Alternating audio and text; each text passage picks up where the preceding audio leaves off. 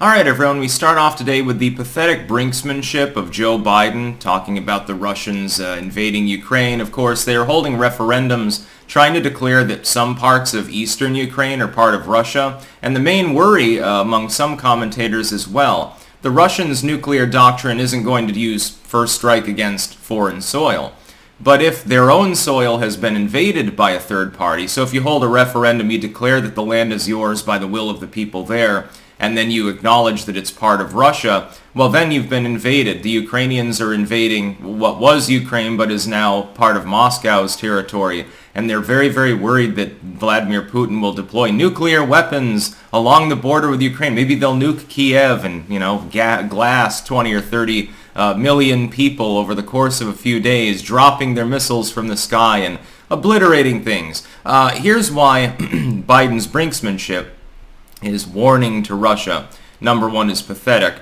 And why number two, the entire thing sounds rather cockamamie. It's possible if you judge that Putin, he's getting older now, and maybe he's just like, fuck it, we're not going to be able to directly annex this without any other means, and, I'm going to get killed by the oligarchs for having started this war unless I finish it, so, whatever, we'll risk universal condemnation or World War III. If you assume that Putin's batshit, then I suppose there's an off chance that he would be capable of doing this. But there are other things that he could resort to. What I spoke of yesterday is that the Russian missiles that were developed, and continue to be developed, by the way, they're upgrading some of them now, are far too large to use in a reasonable manner against military targets. So if you wanted to deploy tactical nuclear weapons, smaller end nukes with high precision against military targets to cripple the Ukrainians' capacity to fight back, the kind of weapons that Russia has developed are useless for that. I explained that that's the reason why the United States focused on making many smaller types of weapons. Many of them are in the half megaton to 3 megaton range. Still extremely large, but you can use it against maybe a remote base or something like that without too many civilian casualties. They also have higher precision. Most of Russia's weapons aren't designed that way. They're designed to be massive. They're 10 to 30 megatons apiece. Some of these have many warheads stacked inside the missile. Do you know how big a Satan missile blast would be? You couldn't use it against such a target. You'd end up killing millions of civilians in the process. But Russia does have a very large number of thermobaric weapons. It has the father of all bombs. We dropped a similar weapon, by the way, you'll remember a few years ago under the Trump administration on an Al-Qaeda base, I believe it was, or an ISIS outpost. Completely flatlines everything. Why would you use nuclear weapons when you could use a massive-ass explosion to garner a similar effect, an absolutely crippling localized impact, and aim it at military targets? If Russia's really in a squeeze, and they are suffering mobilization issues, they are suffering flight from the country of fighting-aged males, although it's not overwhelming border posts. That was exposed as being propaganda. There are people that are attempting to leave. Putin's overseeing a situation that appears to be growing more untenable because it's taking so fucking long. I think that the people there expected things to go a little bit more smoothly. That doesn't mean that he's desperate enough to turn to nuclear weapons. Certainly not at this particular juncture. No Ukrainians are bombing things inside of Mother Russia itself. They're not crossing the border and destroying targets halfway to Moscow or anything like that. They don't have the projective capability to do so. Russia still has more manpower. They still have more armor, etc. They would use thermobaric weapons or something like that. They would deploy the father of all bombs, and after 3 or 4 of them are deployed against military targets, I think the Ukrainians would be forced to sue for peace, and there would be some sort of an attempted agreement. You would end up with more condemnation. NATO would once again pump more weapons and money into Ukraine. The war would continue going on unless there is a solid agreement, and things will remain dicey and potentially escalate further. Biden's response is as vague as possible. It's more vague than his crap with regards to Taiwan. Well, if Putin uses nukes in Ukraine, there will be unforeseen and catastrophic consequences. What the fuck does that mean? Yeah, in the good old days, there was a little bit less nuance. Back in the 1950s or 60s, it was, hey, it's going to be tit for tat if nukes are deployed on this nation that we happen to have an interest in, so back the fuck off. The Russians, then the Soviet Union, made the same point with regards to their policy towards the US and NATO in general. It was very tit for tat. It was understood what would happen if you deployed nuclear weapons on a non-nuclear state.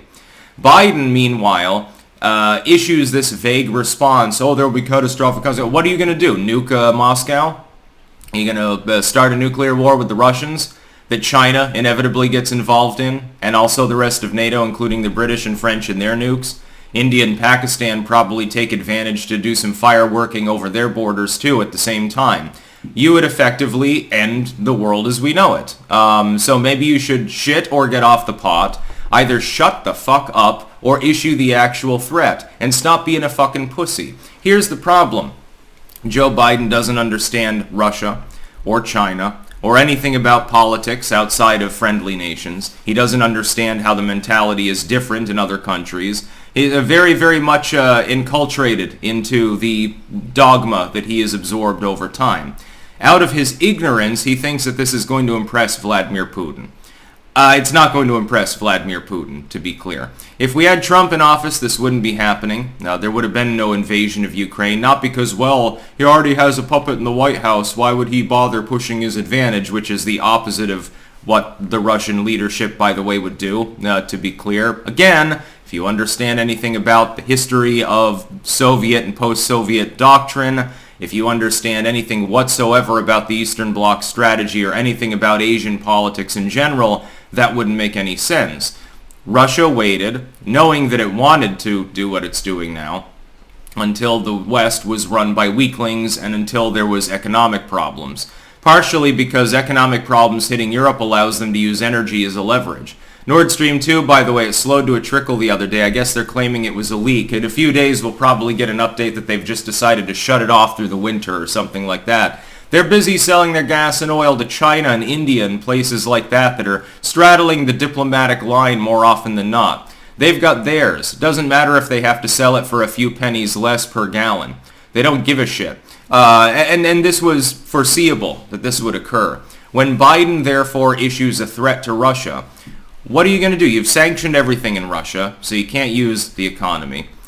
If you try to blockade them, well, they're already blocked in by Turkey as far as the Black Sea goes, so that's a no-go zone. Are you going to start sending aircraft carriers up into the North Sea or sailing along the line of Kamchatka or something like that? Are you going to try to blockade the Russians? Are you going to start nuclear testing again? What exactly are these catastrophic consequences? You want to go back to blowing up nukes, it's great as long as you can get it in 4K with full surround sound and shit like that. I'm perfectly happy with a little extra radiation if I can see big kabooms going off with modern technology live streaming it. That's perfectly fine. You're effectively insinuating a willingness for the United States to use military force directly against another nuclear state based on the premise that they would be insane enough to use nuclear weapons against a non-nuclear state that's not even our ally. To be clear about the bizarre situation here, it's basically devolving into another Korean War or something like that. That's basically what's going on here. By the way, there were calls to use nuclear weapons in that conflict too.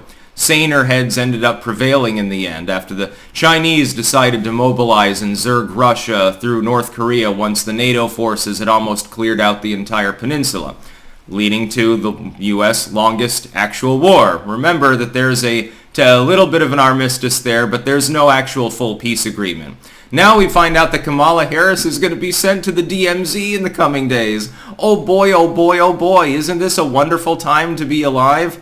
I mean, you might as well enjoy it because of Biden's weak leadership, we may all be glassed tomorrow or ghoulified. If you're a little bit further out from the explosion, you just end up turning into a ghoul. Unfortunately, it won't actually make you near-on immortal. You won't have to go worry about going feral or anything. You'll just get massive systemic cancer and die very painfully in the absence of a medical infrastructure.